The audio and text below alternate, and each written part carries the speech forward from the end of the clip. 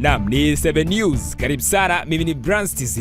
Rais wa Marekani Donald Trump siku ya Jumatano alitangaza kurejesha moja ya sera zake kuu za muhula wake wa kwanza wa kupiga marufuku raia wa nchi 12 kuingia Marekani, huku raia wa nchi nyingine 7 wakikabiliwa na vikwazo maalum vya usafiri.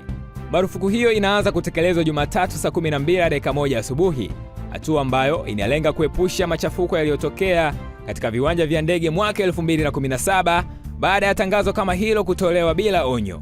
Trump ambaye aliahidi kurejesha marufuku hiyo tangu alipoingia tena madarakani mwezi Januari, sasa anaonekana kuwa na msingi wa kisheria imara zaidi baada ya mahakama ya juu kumuunga mkono kwenye kesi za awali.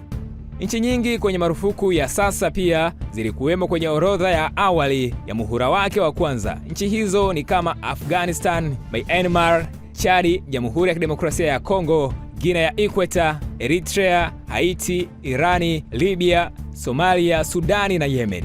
Aidha, hatakuwa na vikwazo zaidi kwa wasafiri kutoka Burundi, Cuba, Laos, Sierra Leone, Togo, Turkmenistan na Venezuela.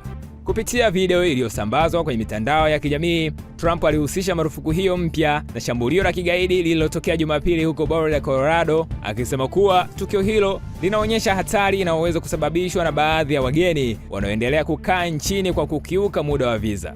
Mshukiwa wa shambulio hilo anatoka Misri, nchi ambayo haimo kwenye orodha ya marufuku mpya.